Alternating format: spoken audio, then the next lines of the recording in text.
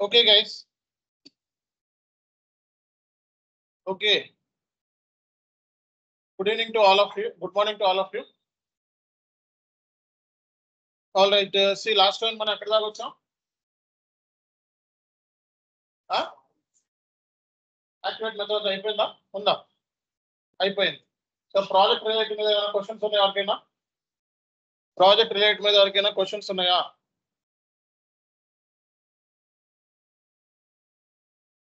Any questions on the project related? రేపు పొద్దున్న మీరు ఇంప్లిమెంటేషన్ చేశాను అని చెప్తే ఎలా ఇంప్లిమెంటేషన్ చేసావు అని అడుగుతారు. ఏ బేస్ మీద ఇంప్లిమెంటేషన్ చేస్తాం? ASAP methodology for ECC projects, S/4HANA activate methodology. Okay, so ఇక్కడతో మనకి మెయిన్ కాన్సెప్ట్స్ అయిపోయినాయి. ఓకే, సో ఒక ఈబిఎస్ అనే కాన్సెప్ట్ ఉంది. ఓకే, ఈబిఎస్ అనే కాన్సెప్ట్ ఉంది. ఈబిఎస్ కూడా కాన్ఫిగరేషన్ చెప్తాను. ఓకే, ఆల్రెడీ కాన్ఫిగరేషన్ చెప్తాను, తర్వాత ఏం చేయాలో చెప్తాను. So EBS electronic bank statement అర్థమైందా? సో ఇది ఎలా చేయాలో చెప్తాను. ఇది మీకు హోంవర్క్ ఇస్తాను, బట్ చెప్తాను ఎలా చేయాలో. సో ఈబిఎస్ కూడా అయిపోతే మనకి నెక్స్ట్ రెజ్యూమే ప్రిపరేషన్, అలాగే వర్క్షాప్ వీడియోస్ ఇవి ఈ వీక్ లో అయిపోతుంది. సో నెక్స్ట్ వీక్ నుంచి కంట్రోలింగ్ మోడల్. ఓకేనా?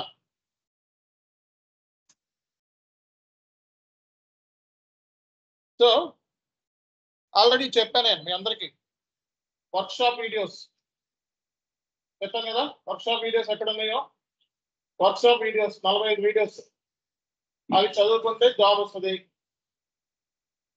సో ప్రాక్టికల్ గా అవసరం లేదు, థియరిటికల్ గా ఫోకస్ చేయండి ఇక్కడ నుంచి. ఓకే, ఇక్కడ దాకా మీరు చేశారు, అంత ప్రాక్టికల్ గానే చేశారు. బట్ ముందు ప్రాక్టికల్ జాబ్ రావాలంటే ముందు థియరిటికల్ గా ఇంటర్వ్యూలో మనం చెప్పాల్సి ఉంటుంది. అర్థమవుతుందా? ఓకే,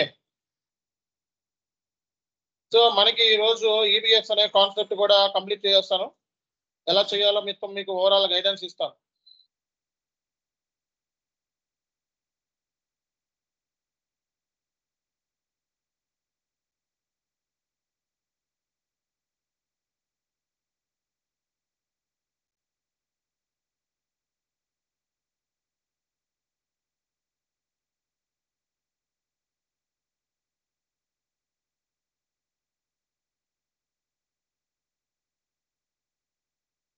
సో ఈబిఎస్ ఆఫ్లైన్ లో 2 సార్లు 3 సార్లు విన్నారు. ఇవన్నీ ఓటీసీలో విన్నారు, జిఎల్లో ఉన్నారు, మళ్ళా దీంట్లో కూడా విన్నారు ఆఫ్లైన్ స్టూడెంట్స్. ఓకే, సో ఇది మన సైడ్ నుంచి ఈరోజు ఎలక్ట్రానిక్ బ్యాంక్ స్టేట్మెంట్ అంటే ఏంటి అనేది మనం డిస్కస్ చేద్దాం. ఈబిఎస్ అనేది ఇంటర్వ్యూలో కూడా ఇంపార్టెంట్ కాబట్టి మళ్ళీ నేను దీన్ని క్లియర్ కట్ గా ఎక్స్ప్లెనేషన్ ఇస్తాను. ఓకే, సో ఈబిఎస్ అంటే మనకి electronic bank statement. So general గా మనకి బ్యాంక్ రికన్సిలేషన్ అనేది ఉంటుంది, అవునా కదా? సో ప్రతి కంపెనీలోనూ బ్యాంక్ రికన్సిలేషన్ ఇంపార్టెంట్. టోటల్ గా మనకి మంత్ ఎండ్ వచ్చేటప్పటికి బ్యాంక్ బ్యాలెన్స్ ఎంత ఉంది అనేది కావాలి. కాబట్టి కంపెనీ ఏం చేస్తుంది? సో ఈబిఎస్ అంటే ఎలక్ట్రానిక్ బ్యాంక్ స్టేట్మెంట్ అనేది బ్యాంక్ రికన్సిలేషన్ పర్పస్ కోసం యూజ్ చేస్తాం. సో ఎలక్ట్రానిక్ ఈబిఎస్ ని మనం అప్లోడ్ చేయగా అది ఏమవుతుంది? ఎస్ఏపిలో వచ్చి ఏమవుతుంది? ఎస్ఏపిలో మనం అంటే ఏంటి? ఎస్ఏపిలో బ్యాంక్ కోడ్ ఇచ్చిన ఈబిఎస్ ని మనం అప్లోడ్ చేస్తాం. అప్లోడ్ చేయగానే ఏం చేస్తుంది? క్లియర్ చేసుకోవచ్చు. అర్థమైందా? క్లియర్ చేసుకోవచ్చు అనమాట. సో కాబట్టి ఎలక్ట్రానిక్ బ్యాంక్ స్టేట్మెంట్ అంటే మనకి రికన్సిలేషన్ చేయడానికి 2 టైప్స్ ఆఫ్ స్టేట్మెంట్స్ ఉన్నాయి. ఎలక్ట్రానిక్ బ్యాంక్ స్టేట్మెంట్, రెండోది ఏంటిది? Manual bank statement. Electronic bank statement ఉంది, manual bank statement.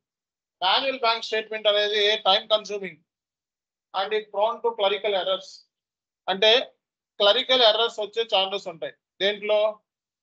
Manual bank statement. అందుకే జనరల్ గా కంపెనీస్ ఎక్కువగా ప్రిఫర్ చేసేది ఆటోమేటిక్. అందుకే దాన్ని ఎక్కువగా యూజ్ చేసేది అంటే ఎలక్ట్రానిక్ బ్యాంక్ స్టేట్మెంట్. అంటే జనరల్ గా కంపెనీస్ మనకి ఏమి యూజ్ చేస్తాయంటే ఈబిఎస్ ని యూజ్ చేస్తాయి. ఈబిఎస్ అంటే ఏంటి? Electronic bank statement.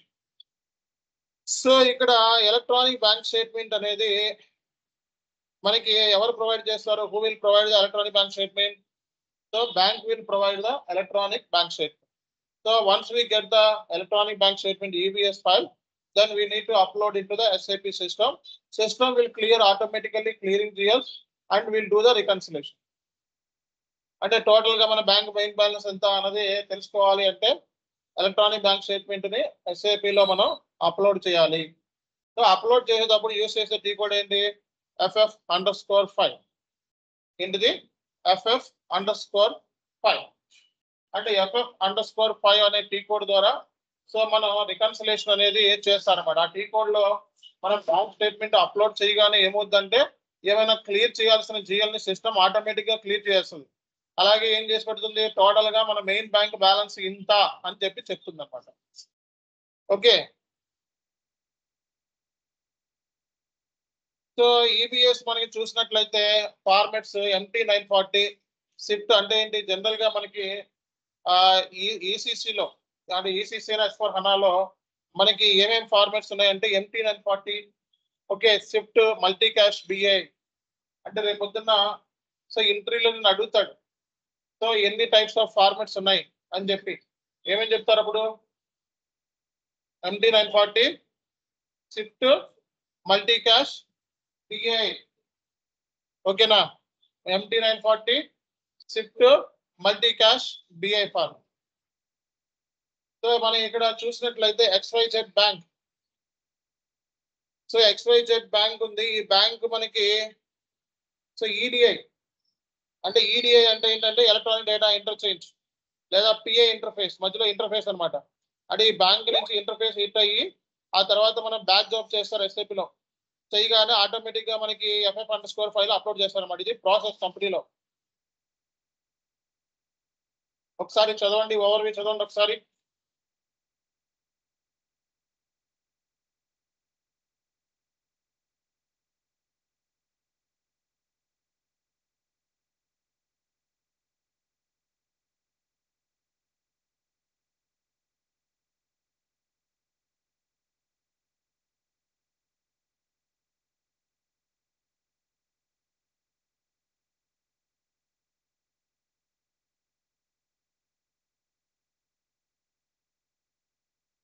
It is an electronic document sent by bank which details the transaction made by the account holder. Okay, electronic document can be delivered by the bank in the following formats: MT940, SWIFT, multi-cash, and BI. This statement used SAP to carry out automatic reconciliation. The statement uploaded in SAP, it clears the various bank clearing accounts such as checkout, check-in account to the main bank account. So మనకి vendor outgoing payment F110 చేసినప్పుడు entry ఏం పడుతుంది? Bank clearing account. EBS లో post చేసినప్పుడు ఏం పడుతుంది? Okay, so రేపు పొద్దున్న ఎంట్రీ అడుగుతారు. ఈ జనరల్ ఎంట్రీ అంటే ఈబిఎస్ చేయగానే మనకి ఏ ఎంట్రీ పడుతుంది అని. అంటే ఏంటి? క్లియరింగ్ చేయాలి అంటే F110ని చేసిన తర్వాత మనం రికన్సిలేషన్ చేయగానే మనకి ఎంట్రీ ఏం పడుతుంది అంటే ఇది మెయిన్ బ్యాంక్ బ్యాలెన్స్ ఎంత ఉంది అనేది తెలుస్తుంది అన్నమాట. తర్వాత customer incoming payment entry, bank clearing account data to customer payment entry. EBS లో పోస్ట్ చేస్తే main bank account data to bank clearing account. So accounting entries ఏం పడతాయి? Bank charges account data to main bank account. So మనం ఏదైనా ఒక electronic format అంటే ఏంటి? ఏదైనా మనం ఎలక్ట్రానిక్ బ్యాంక్ స్టేట్మెంట్ మనం చూసుకున్నట్లయితే అది MT940 కానీ, ఓకే, బిఐ కానీ, మల్టీ క్యాష్ కానీ, ఎనీ కైండ్ ఆఫ్ ఫార్మాట్స్ ఒక్కొక్క కంట్రీలో ఒక్కొక్క బ్యాంక్ కి ఒక్కొక్కటి యూజ్ చేస్తూ ఉంటాం. కంట్రీ వైజ్ ఈ కంట్రీలో MT940 బ్యాంక్ యూజ్ చేస్తా అంటే ఓకే, బ్యాంక్ కి సంబంధించింది అంతా కూడా. కాబట్టి వాడు MT940 యూజ్ చేయొచ్చు, స్విఫ్ట్ యూజ్ చేయొచ్చు, మల్టీ క్యాష్ యూజ్ చేయొచ్చు, ఎనీథింగ్ యూజ్ చేయొచ్చు అన్నమాట. సో ఇక్కడ మనకి ఎలక్ట్రానిక్ బ్యాంక్ స్టేట్మెంట్ లో మనం చూసినప్పుడు ఏమేమి కామన్ గా ఉండే ఏంటి? ఆ బ్యాంక్ స్టేట్మెంట్ లో కామన్ గా ఉండేది ఏంటి ఒకసారి చూడండి. Account identifier, custom coding, structure, reference data, opening balance, transaction type, transaction date, transaction amount, closing balance. అంటే మనం చూసినట్లయితే అకౌంట్ ఐడెంటిఫైయర్ ఉంటుంది, కస్టమ్ కోడింగ్ స్ట్రక్చర్ ఉంటుంది, రిఫరెన్స్ డేటా ఉంటుంది, ట్రాన్సాక్షన్ టైప్ ఉంటుంది, ట్రాన్సాక్షన్ డేట్ ఉంటుంది, ట్రాన్సాక్షన్ అమౌంట్ కూడా ఉంటుంది. సో MT 940 ఫార్మేట్ అంటే ఏంటి ఒకసారి చదవండి, రేపొద్దున ఎన్ని ఇంటర్వ్యూలు అడుగుతారు.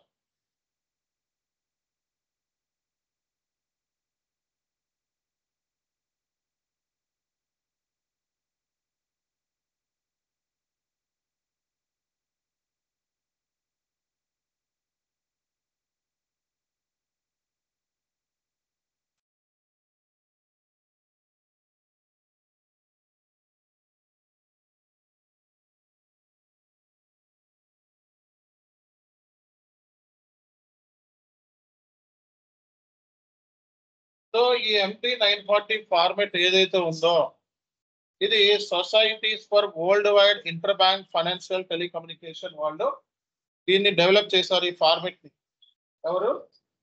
సొసైటీ. అంటే ఈ MT 9 SWIFT ఫార్మేట్. SWIFT అంటే ఏంటిది? Societies world wide inter bank financial telecommunication. So వీళ్ళు దీన్ని అంటే వీళ్ళు డెవలప్ చేశారన్నమాట. MT 940 ఫార్మేట్ ఏదైతే ఉందో ఓకే SWIFT అన్నమాట. సో అసలు MT 940 ఫార్మేట్ ఎలా ఉంటుంది? ఇలా ఉంటుంది. సో మీరు నెట్ లో కూడా ఎత్తుకోవచ్చు.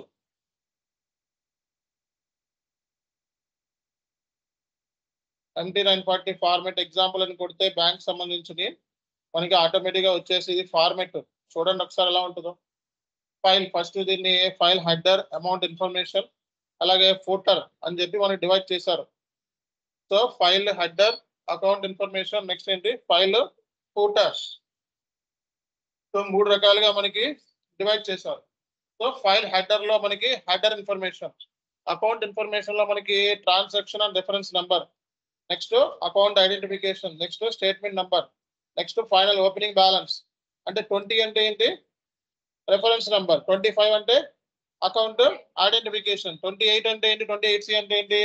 రేపు పొద్దున ఇంటర్వ్యూలో అడుగుతాడు మిమ్మల్ని. అర్థమైందా? ఈ స్టేట్మెంట్ లో 20 అంటే ఏంటి, 28 అంటే ఏంటి, 25C అంటే 25 అంటే ఏంటి అని అడుగుతాడు. అప్పుడు చెప్పాలి ఇవన్నీ కూడా. సో ఇక్కడ 20 అంటే ఏంటి చెప్పండి? ట్రాన్సాక్షన్ రిఫరెన్స్ నెంబర్, 25 అంటే అకౌంట్ ఐడెంటిఫికేషన్, 28C అంటే స్టేట్మెంట్ నంబర్, 60F అంటే ఫైనల్ ఓపెనింగ్ బ్యాలెన్స్.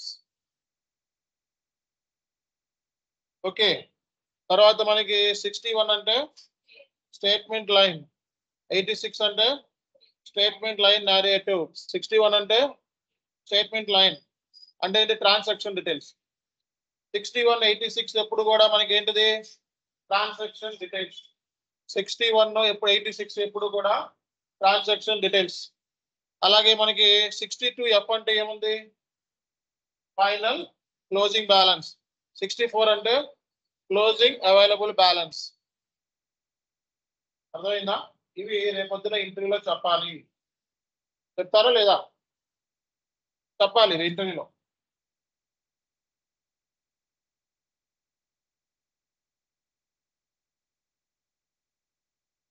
ఇదిగో ఇలా ఇస్తారు bank code format.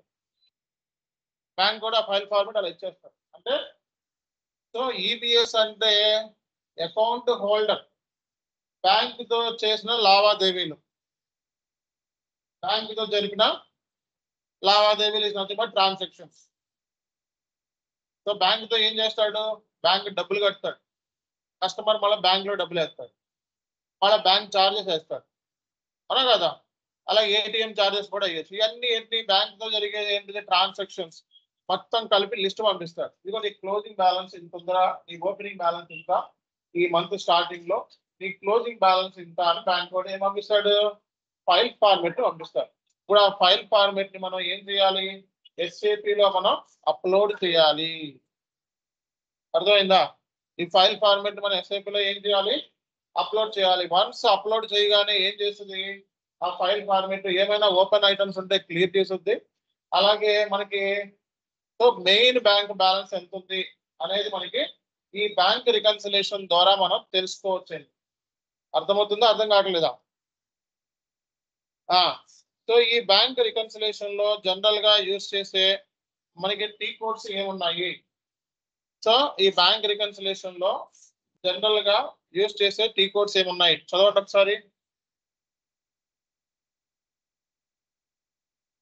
Upload statement, display document, bank GL balance, force match option.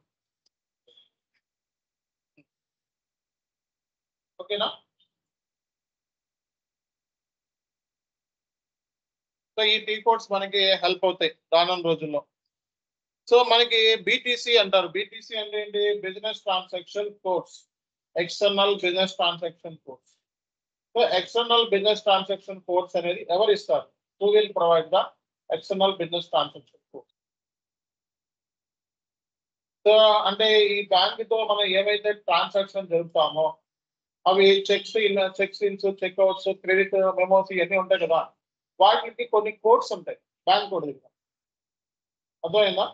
So డబ్బులు కట్టేటప్పుడు ఒక కోడ్, రిసీవ్ చేసుకునేటప్పుడు ఒక కోడ్, ఓకే, బ్యాంక్ చార్జెస్ ఒక కోడ్. సో ఇలా కోడ్స్ ఉంటాయి. ఈ జనరల్ గా ఈ కోడ్స్ ఎవరు ఇస్తారు? ప్రతి బ్యాంక్ కి కోడ్స్ ఉంటాయి. So external business transaction code will be provided by the bank it self. External అంటే ఏంటి? ఈబీసీ, అంటే బిజినెస్ ట్రాన్సాక్షన్స్ కంపెనీతో ఏమేమి జరుగుతాయి. ఒక అకౌంట్ హోల్డర్ సో బ్యాంక్ తో మనం different kind of account transaction జరుగుతూ ఉంటాయి, అవునా కదా? సో ఆ ట్రాన్సాక్షన్స్ కి కోడింగ్ ఇస్తాం. దాన్ని మనం ఏం చెప్తాం? External business transaction code. Bank code ఇస్తాడు. ఆ బ్యాంక్ కోడ్ ఇచ్చే కోడ్స్ మనం SAP లో కాన్ఫిగరేషన్ చేయాలి మన సిస్టమ్ లో. కాబట్టి ముందు మనకి కంపెనీ అన్న తర్వాత ఏం చేస్తుంది? బ్యాంక్ తో మనం మల్టిపుల్ ట్రాన్సాక్షన్ జరపాలి. కాబట్టి మన ట్రాన్సాక్షన్స్ ఏముంటాయి అనేది మనకు తెలుసు. వాటికి కోడ్స్ ఎవరు ఇస్తారు? బ్యాంక్ కోడ్ ఇస్తారు. ఆ బ్యాంక్ కోడ్ ఇచ్చే కోడ్స్ నువ్వు ఏం చేయాలి? SAP లో అప్లోడ్ చేయాలి, SAP లో కాన్ఫిగరేషన్ చేయాలి. సో బ్యాంక్ కోడ్ ఇచ్చే ఫైల్ ఫార్మెట్ లో కూడా కోడ్స్ ఉంటాయి మళ్ళా.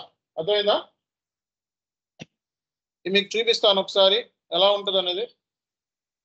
సో ఈ డాక్యుమెంట్ కూడా మీకు పంపిస్తున్నా, రేపు పొద్దున్న మీకు హెల్ప్ అవుతుంది.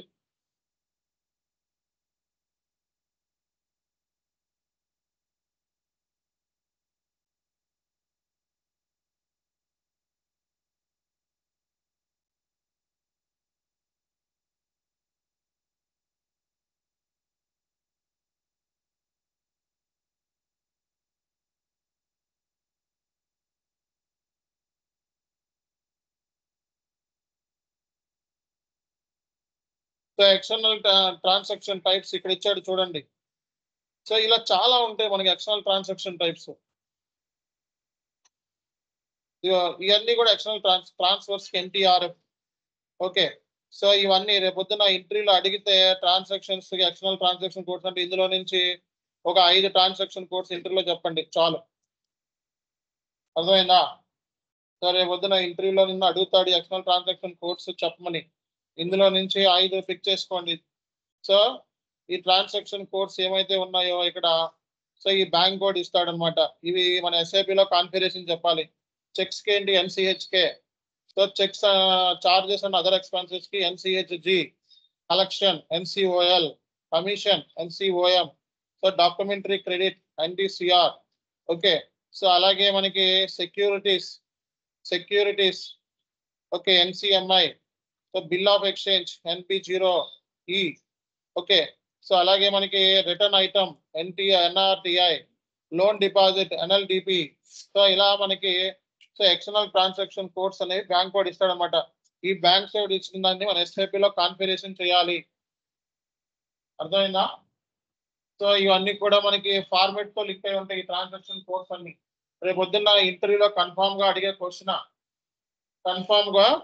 Question tell me some external transaction codes అని అడుగుతాడు. సో కన్ఫామ్ ఇది.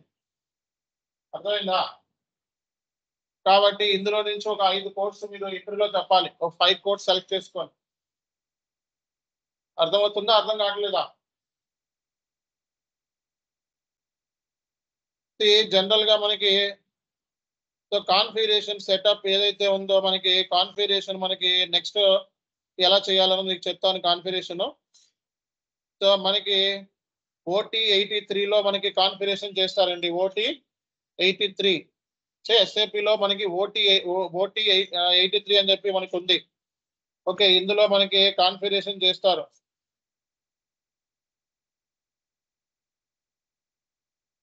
సో కంపెనీ కోడ్కి మనం ఆల్రెడీ చేస్తున్నాం, మనం చేయట్లా చూపిస్తున్నాం. సో మనకి కాన్ఫిగరేషన్స్ ఏమన్నా చదవండి ఇక్కడ. క్రియేట్ అకౌంట్ సింబల్స్, తర్వాత GL accounts to assign accounts to account symbols. ఈ కాన్ఫిగరేషన్ చదవండి ఏమేమి కాన్ఫిగరేషన్స్ ఉంటాయో. ఫస్ట్ ఏంటిది? Create account symbol, next assign account to account symbol, next create keys for posting rules, next define posting rules, next assign external transaction type to posting rules. తర్వాత ఏంటిది? assign bank accounts to transaction type. మళ్ళీ ఒకసారి చదవండి, రేపు పొద్దున్న configurations ఏముంటాయని అడుగుతాడు. So T code ఏంటి? OT83. So ఇది సెటప్ ఎప్పుడు చేస్తామంటే మనం ఆటోమేటిక్ పేమెంట్ ప్రోగ్రామ్ అయిపోయిన తర్వాత ఇది EBS. అర్థమైందా? ఆటోమేటిక్ పేమెంట్ ప్రోగ్రామ్ చేసిన తర్వాత అప్పుడు EBS కాన్ఫిగరేషన్స్ చేస్తారు. సో టీ కోడ్స్ ఒకసారి మొత్తం ఒకసారి చదవండి ఇక్కడ. Create account symbols, next assign account to account symbol, next create keys for posting rules, next define posting rules, next create transaction types, next ఇక్కడ చూసారా assign external transaction type to, అంటే transaction types ఏమైతే ఉంటాయో ఇప్పుడు చూపించినాయి అవి దేంతో link అయి ఉంటాయి? పోస్టింగ్ రూల్స్ తో లింక్ అయి ఉంటాయి. తర్వాత ఏముంది చూడండి ఇక్కడ, assign bank account to transaction type. ఈ కాన్ఫిగరేషన్స్ మనం చేస్తే EBS కంప్లీట్ అవుతుంది. తర్వాత టెస్టింగ్. సో టెస్టింగ్ ఉపయోగించే టీ కోడ్ ఏంటి? FF_5. FF_5.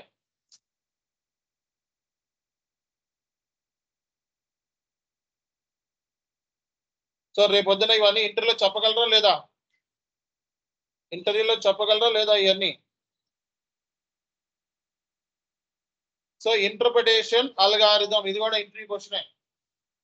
ఇంటర్ప్రిటేషన్ అల్గారిథం ఇది కూడా interview question. Interpretation algorithm nothing but clearing logic. ఏంటండి? Clearing logic. ఇంటర్ప్రిటేషన్ అల్గారిథం అంటే ఏంటి? Clearing logic. How you want to go to clear the GL accounts, ఎలా మనం clear చేయాలి, open items ఎలా clear చేయాలి అన్నదే క్లియరింగ్ లాజిక్. సో ఇప్పుడు మనం ఏ ఫైల్ ని SAP లో అప్లోడ్ చేస్తాం? ఏ ఫైల్ అప్లోడ్ చేస్తాం? MT940 ఫార్మెట్ అప్లోడ్ చేస్తాం, లేకపోతే SIFT, లేకపోతే BI, చాలా ఫార్మెట్స్ ఉన్నాయి. ఫైల్ ఫార్మెట్ ని అప్లోడ్ చేసేటప్పుడు సిస్టమ్ ఏ బేస్ దేన్ని పట్టుకొని ఆ GL అకౌంట్స్ ని క్లియర్ చేయాల్సింది దేన్ని బేస్ చేసుకొని అంటే రెఫరెన్స్ నంబర్ ని, నెక్స్ట్ డాక్యుమెంట్ నంబర్ ని, నెక్స్ట్ అసైన్మెంట్, వీటిని బేస్ చేసుకొని సిస్టమ్ ఏం చేస్తుంది? క్లియర్ చేయాల్సిన నంబర్స్ ని క్లియర్ చేస్తుంది. అంటే ఫైల్ ఫార్మెట్ లో ఈ డాక్యుమెంట్ నంబర్స్ కానీ, రెఫరెన్స్ నంబర్స్ కానీ, అసైన్మెంట్లు కానీ ఇవ్వాలి. సో ఆ అసైన్మెంట్లు ఇస్తే ఆ ఫైల్ ఫార్మెట్ ఏం చేస్తుంది? SAP లో అప్లోడ్ చేయగానే అది క్యాచ్ చేస్తుంది. SAP సిస్టమ్ దేన్ని క్యాచ్ చేస్తుంది? నంబర్ ని క్యాచ్ చేస్తుంది. అలాగే దేన్ని క్యాప్చర్ చేస్తుంది? ఒకవేళ అసైన్మెంట్ ఉంటే అసైన్మెంట్ క్యాచ్ చేస్తుంది, ఒకవేళ రిఫరెన్స్ ఉంటే రిఫరెన్స్ క్యాప్చర్ చేస్తుంది. రియల్ టైంలో రిఫరెన్స్ తో పోస్ట్ చేయాలి ప్రతి డాక్యుమెంట్, తెలుసు కదా. రిఫరెన్స్ ఇవ్వకపోతే మనకి వర్కౌట్ అవ్వదు. ప్రతి ట్రాన్సాక్షన్ ఎండ్ యూజర్స్ రేపు రిఫరెన్స్ తో పోస్ట్ చేస్తారు. సో ఇంటర్ప్రిటేషన్ అల్గారిథం అంటే ఏం చెప్పాలి మనం? Clearing logic. ఫైల్ ఫార్మెట్ లో మనకి ఆ లాజిక్ ఇస్తాం, అంటే రిఫరెన్స్ నంబర్లు, అలాగే ఇంకోటి ఏంటిది డాక్యుమెంట్ నంబర్లు, అసైన్మెంట్ నంబర్లు, ఇవి ఇస్తే అవి ఏం చేస్తుంది? అప్లోడ్ చేసేటప్పుడు సిస్టమ్ దాన్ని ఆ నెంబర్ ని లేదా ఆ రిఫరెన్స్ నంబర్ ని లేకపోతే ఆ లాజిక్ ఏదైతే నువ్వు ఇచ్చావో దాన్ని బేస్ చేసుకొని సిస్టమ్ క్లియర్ చేసి పెట్టుద్ది అన్నమాట. సో కాబట్టి మనకి ఇక్కడ ఇంటర్ప్రిటేషన్ అల్గారిథం అంటే మనం ఏం చెప్తామండి? Clearing logic. అంటే ఏదైనా ఓపెన్ ఐటమ్స్ ఉంటే సో అది సిస్టమ్ క్లియర్ చేయాలంటే ఏ బేస్ మీద? రిఫరెన్స్ నంబర్ మీద లేకపోతే డాక్యుమెంట్ నెంబర్ మీద అన్నట్టు. చదవండి ఒకసారి అది పైన.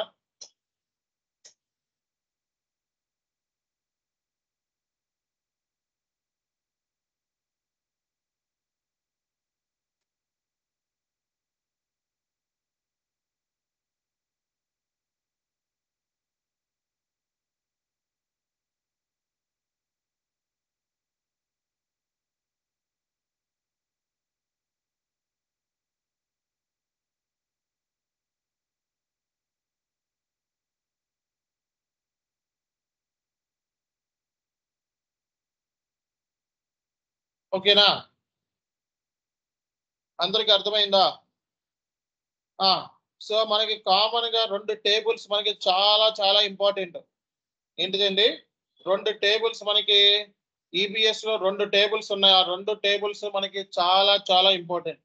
ఆ టేబుల్స్ ఒకసారి చదవండి ఒకసారి. ఎఫ్ఈబికేఓ అంటే ఏంటిది? Electronic bank statement header record. Header record కావాలంటే ఏ టేబుల్ యూజ్ చేస్తాము? ఎఫ్ఈబికేఓ. అలాగే electronic bank statement line item చూడాలంటే ఏ టేబుల్ యూజ్ చేస్తాము? ఎఫ్ఈబిఈపి. ఎఫ్ఈబిఈపి.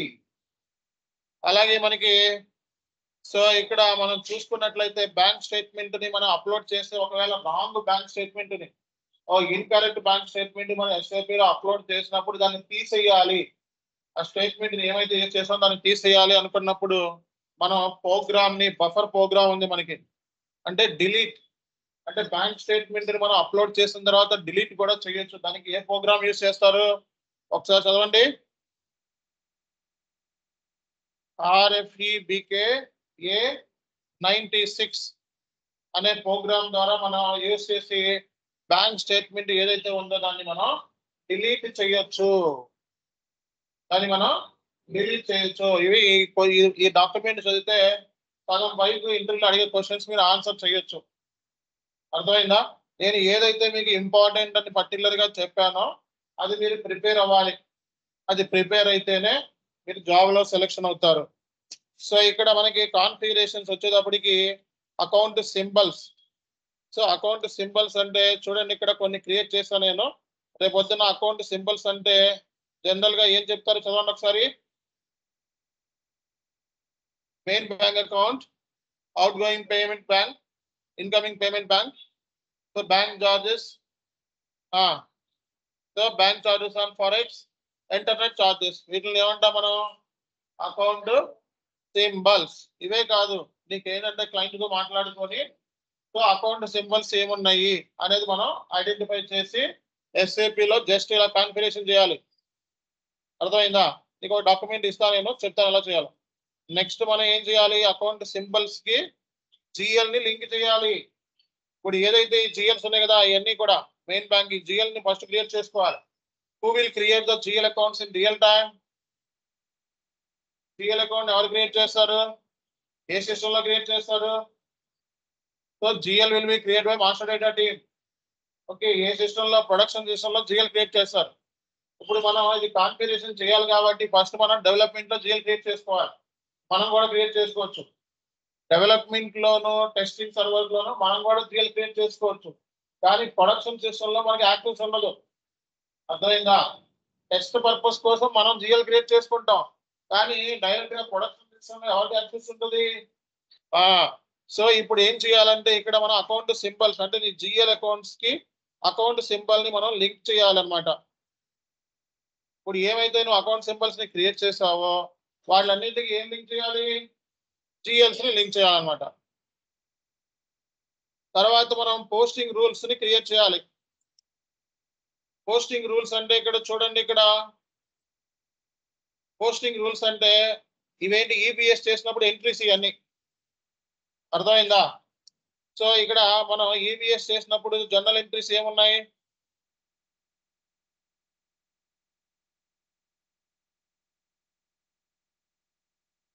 సో వెండర్ బ్యాంక్ అకౌంట్, దీనికి ఈబిఎస్ చేసినప్పుడు ఎంట్రీ ఏంటి? దీనికి ఒక పోస్టింగ్ కి అయిపోతుంది, వచ్చేసారు క్లాస్ అయిపోయిన తర్వాత దీనికి ఏంటిది? So customer incoming payment, main bank account, accounting entries, bank charges. So ఈ ఈబిఎస్ చేసినప్పుడు ఎంట్రీస్ ఏమున్నాయో సో ఇవే మనకి పోస్టింగ్ రూల్స్. అర్థమైందా? ఇవేంటిది మనకి posting rules. Main bank account తో లింకులు అనమాట ఇవన్నీ. చూడండి అన్ని మెయిన్ బ్యాంక్ తో లింక్ అయ్యాయి లేదా? అంటే ఏంటి? ఇక్కడ ఈబిఎస్ చేసినప్పుడు ఓపెనింగ్ బ్యాలెన్స్ ₹1,00,000 ఉందనుకో, ఆ తర్వాత నువ్వు బ్యాంక్ తో ఎన్నైతే ట్రాన్సాక్షన్ చేస్తావో అవన్నీ ప్లస్లు మైనస్లు పోతే చివరిగా మిగిలేదు ఏంటిది? అదే మెయిన్ బ్యాంక్ బ్యాలెన్స్. దానికోసమే క్లోజింగ్ బ్యాంక్ బ్యాలెన్స్ కోసం ఇదంతా. తర్వాత పోస్టింగ్ రూల్స్ ని ఎస్ఐపి లో క్రియేట్ చేయాలి. పోస్టింగ్ రూల్స్ ఎలా క్రియేట్ చేయాలన్నది మీకు రేపటి క్లాస్ లో చెప్తాను. ఓకే, సో ట్రాన్సాక్షన్ టైప్స్ అంటే మనకి సో MT 940 మనం యూజ్ చేసే ఫార్మేట్ ఏంటిది? MT 940. ఈ ఎప్పుడైనా సరే ట్రాన్సాక్షన్ MT 940కి ఏం లింక్ చేయాలి మనం? ఎక్స్టర్నల్ ట్రాన్సాక్షన్ టైప్స్ ని లింక్ చేయాలి. సో ఎక్స్టర్నల్ ట్రాన్సాక్షన్ టైప్స్ అంటే ఏం చెప్పాను నేను? సో NTRF కొన్ని ఇచ్చాను కదా examples. Check ins, check in కి, చెక్అవుట్ కి, బ్యాంక్ చార్జెస్ కి, ఆ ట్రాన్సాక్షన్ కోడ్స్ అన్ని కూడా ఇక్కడ లింక్ అయి ఉంటాయి. పోస్టింగ్ కీస్ తో లింక్ అయి ఉంటాయి. ఎప్పుడైనా సరే దేంతో లింక్ అయి ఉంటాయి? పోస్టింగ్ రూల్స్ తో లింక్ అయి ఉంటుంది. పోస్టింగ్ రూల్స్ తో ఏం లింక్ అయి ఉంటాయి? ఎక్స్టర్నల్ ట్రాన్సాక్షన్ టైప్స్ అనేవి దేంతో లింక్ అయి ఉంటాయి? పోస్టింగ్ రూల్స్ తో లింక్ అయి ఉంటాయి. డాక్యుమెంట్ ని ఎలా క్లియర్ చేయాలి అనేది ఏంటిది? Interpretation algorithm. అంటే ఏంటి? External transaction type, posting rule, interpretation algorithm. ఈ మూడు కాంబినేషన్ SAP లో. సో ఇంటర్ప్రిటేషన్ అల్గారిథం అంటే ఏం చెప్పాను? Clearing logic. ఓకే, సో ఈ లాజిక్ అన్నమాట. ఇక్కడ డాక్యుమెంట్ నంబర్ బేస్ చేసుకొని క్లియర్ చేస్తావా, లేకపోతే రిఫరెన్స్ నంబర్ బేస్ చేసుకొని క్లియర్ చేస్తావా అనేది క్లియరింగ్ లాజిక్. అంటే క్లియరింగ్ లాజిక్స్ చాలా ఉంటాయి. ఓకే, బట్ మీకు ఒక ఎగ్జాంపుల్ కింద చెప్తున్నా, రేపు పొద్దున ఇంటర్వ్యూలో ఏం చెప్పాలని. తర్వాత ఏం చేయాలి? Assign bank account. నువ్వు ఏ బ్యాంకు బ్యాలెన్స్ చూడాలనుకుంటున్నావో ఆ బ్యాంక్ సంబంధించి మనం బ్యాంక్ కీ ఉండాలి నీ దగ్గర, బ్యాంక్ అకౌంట్ నంబర్ ఉండాలి. ఏముండాలి? బ్యాంక్ కీ ఉండాలి, నెక్స్ట్ బ్యాంక్ అకౌంట్ నంబర్ ఉండాలి. సో అప్పుడు ఏం జరుగుతుంది అంటే, సో ఇక్కడ మనకి మన బిజినెస్ ట్రాన్సాక్షన్ టైప్స్ అంటే MT 940 ఫార్మెట్ ఏదైతే ఉందో ఆ ఫార్మెట్ దేంతో లింక్ అయి ఉంటుంది? బ్యాంక్ అకౌంట్ తోను, బ్యాంక్ కీ తోను, రెండింటితోనూ లింక్ అయి ఉంటుంది. అర్థమైందా? అర్థం కాలేదా? ఇది కాన్ఫిగరేషన్ స్టెప్స్. బ్యాంక్ కీ అంటే తెలుసు కదా, బ్యాంక్ కీ అంటే ఏంటి? బ్రాంచ్. ఓకే, సో మన హౌస్ బ్యాంక్స్ క్రియేట్ చేసేటప్పుడు బ్యాంక్ కి అకౌంట్ నెంబర్ ఇస్తావా లేదా? అది ఏ బ్యాంక్ నువ్వు చూడాలనుకుంటున్నావు, ఈబీఎస్ చేయాలనుకుంటున్నావు, ఆ బ్యాంక్ సంబంధించి మెయిన్ బ్యాంక్ బ్యాలెన్స్ సంబంధించి ఇదనమాట. బ్యాంక్ అకౌంట్ నెంబర్ తెలుసు కదా అందరికీ కూడా. బ్యాంక్ అకౌంట్ నెంబర్ తెలుసా తెలీదా? అందరికీ తెలుసు. అసలు నాకు కొంచెం ఇంకొంచెం డీటెయిల్ గా చెప్పండి అంటే దీనికి కాన్ఫిగరేషన్స్ కూడా ఉన్నాయి మన దగ్గర. దీని కాన్ఫిగరేషన్స్ కూడా ఉన్నాయి. ఒక ఎక్సెల్ షీట్ లో రెడీ చేస్తాం మనం ఈ కాన్ఫిగరేషన్స్. ఒక్క నిమిషం ఆగండి.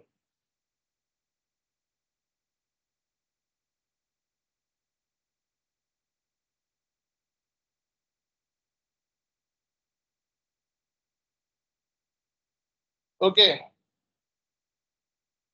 సో ఇక్కడ చూడండి ఒక ఎగ్జాంపుల్ మీకు క్లియర్ కట్ గా అర్థమవుతుంది ఈబీఎస్ అంటే ఏంటి అన్నది. సో మీకు క్లియర్ కట్ గా అర్థమయ్యేలా చెప్తాను చూడండి ఇక్కడ. So first bank opening balance ఎంత ఉందండి? ఎంత ఉంది? అర్థమైందా? సో 3 సున్నాలు. బ్యాంక్ ఓపెనింగ్ బ్యాలెన్స్ ఎంత? ఇది. ఓకే, బ్యాంక్ తో మన కొన్ని కస్టమర్ మన అకౌంట్ లో వేసాడు, డబ్బులు వేసాడు, రిసిప్ట్స్ ఎంత? 1000 రూపాయలు. సో ఇది బ్యాంక్ బ్యాలెన్స్. ఇదేమో ఇది తీసేయండి, ఇది మామూలుగా వేసాడు, ఇది తీసేయండి. సో 10,000 ఉంది మన దగ్గర మెయిన్ బ్యాంక్ బ్యాలెన్స్. ఆ తర్వాత మనకి ఏం వేసాడు? రిసిప్ట్స్, డబ్బులు పడ్డాయి బ్యాంక్ అకౌంట్ లో. తర్వాత పేమెంట్స్. ఓకే, పేమెంట్స్ అంటే ఇవి మొత్తం వేసుకోవాలి మనం, 1-2 ట్రాన్సాక్షన్ కాదు, మొత్తం మంత్ మొత్తానికి వేసుకోవాలి. సో అర్థమైందా? తర్వాత ఏముంది? Bank charges.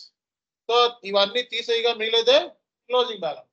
ఇదే ఈబీఎస్ అంటే ఫైల్ అప్లోడ్ చేయగానే మనకి క్లియరింగ్ అకౌంట్స్ క్లియర్ అయిపోయి టోటల్ గా నీ మెయిన్ బ్యాంక్ బ్యాలెన్స్ ఇంత బాబు అని చెప్పేదే ఈబీఎస్. ఓకే, ఈ కాన్ఫిగరేషన్ ఎలా చేయాలి అనేది ఇక్కడ మనకి ఫార్మేట్ రెడీ చేసా.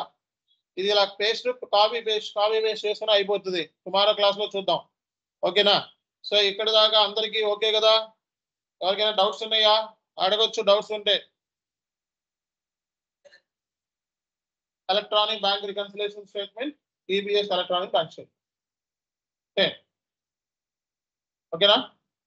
ఈబీఆర్ఎస్ అంటే electronic bank reconciliation statement, EBS electronic bank statement, రెండు ఒకటే. ఓకేనా? సో ఇది మనకి ఈరోజు సెషన్. మీరు చేయాల్సిన పని రేపు పొద్దున్న ఇంటర్వ్యూలో మనకి ట్రాన్సాక్షన్ కోడ్స్ ఒక 5-6 చదువుకోవాలి. ఆ తర్వాత జర్నల్ ఎంట్రీస్, ఆ తర్వాత MT 940 ఫార్మెట్ గురించి అనర్గళంగా ఎక్స్ప్లెనేషన్ చేయాలి. అర్థమైందా? MT940లో 20 అంటే ఏంటి, 25C అంటే ఏంటి, 60 అంటే ఏంటి, అవి ఉన్నాయి కదా కోడ్స్. ఆ కోడ్స్ మీనింగ్ ఇంటర్వ్యూలో అడుగుతారు. అలాగే ఈపీఎస్ చేసినప్పుడు జర్నల్ ఎంట్రీ ఏంటి అని అడుగుతారు. ఎక్స్టర్నల్ బ్యాంక్ ట్రాన్సాక్షన్ కోడ్స్ అంటే ఏంటి అని అడుగుతారు. అలాగే ఇంటర్ప్రిటేషన్ అల్గారిథం అంటే ఏంటి అని కూడా అడుగుతారు. అర్థమైందా? అర్థం కాలేదా? ఇంకా ఎవరికైనా డౌట్స్ ఉన్నాయా? Okay, if there is no doubts then I will wind up the session. Tomorrow మనకి ఈబీఎస్ కాన్సెప్ట్ అయిపోతుంది. ఇక్కడితో మీకు all FI completed. Foreign currency devaluation ఒకటి ఉంది, మళ్ళీ అది చెప్తాను నెక్స్ట్ వీక్ లో చెప్తాను, లేకపోతే ఈ వీక్ లోనే చెప్పాను. ఓకే, సో కాబట్టి మెయిన్ టాపిక్స్ అన్ని చెప్పేసుకున్నాం. టీఎంఈ అయిపోయింది, ఐడాక్ అయిపోయింది, రైసిఫ్ అయిపోయింది, ఈపీఎస్ అయిపోయింది, రేపటితో అయిపోతుంది ఈపీఎస్. ఓకే, ఎఫ్ఐటి అన్నాం integration end to end. FIT అంటే ఇంటిగ్రేషన్ ఎండ్ టు ఎండ్ అంటే కాన్ఫిగరేషన్ చేసాం, అలాగే పోస్టింగ్ చేసాం, జిఎస్టీ అయిపోయింది, విత్ హోల్డింగ్ ట్యాక్స్ అయిపోయింది. ఓకే, సో ఆల్ ఇంపార్టెంట్, మనకి మిగిలింది ఏమి లేదు ఇంకా ఎఫ్ఐలో అన్ని చెప్పేసుకున్నాం. తెలిసిన అక్కడక్కడ మిగిలి ఉంటే అది చివరిలో ఏం చేయాలో చెప్తాను నేను. మెజారిటీ ఆఫ్ ఇంపార్టెంట్ టాపిక్ ఇది ప్రాక్టికల్ గా నేర్చుకున్నాం. ప్రాక్టికల్ గా థీరీగా చెప్తారు చాలా మంది. ఫేక్ టైమ్స్ ఏంటంటే తెలుగులో ఏమి చెప్పకుండా థీరీ చెప్తారు. ఓకే, మనం సెషన్ లో అన్ని కూడా చేసి రిజల్ట్ అవుట్పుట్ తీసుకొస్తాం. Main topics automatic payment program number of scenarios చేసాం. ఓకే, బట్ ఫేక్ టైమ్స్ ఏంటి, ఆటోమేటిక్ పేమెంట్ ప్రోగ్రామ్ అంటే ఏంటి చెప్పి జస్ట్ ఎగ్జిక్యూట్ చేసి అయిపోయింది అంటారు. మనం దగ్గర 10-15 సినారియోస్ చేస్తాం, ఇంకా సినారియోస్ చేస్తాం. లాస్ట్ లో ఎలా చేయాలి అన్నది చెప్తాను కొన్ని. ఓకే, సో కాబట్టి ఇవన్నీ చూసుకోవాలి మనం. అన్నిటికంటే important real time payment terms, instalments ఎలా చేయాలన్నది రియల్ టైం చెప్పాను లేదా, స్ప్లిట్ ఎలా చేయాలన్నది. సో ఇలాంటి మంచి టాపిక్స్ మనం కవర్ చేసాం. ఇవన్నీ బయట కవర్ అవ్వవు. Okay, thank you all, will continue tomorrow.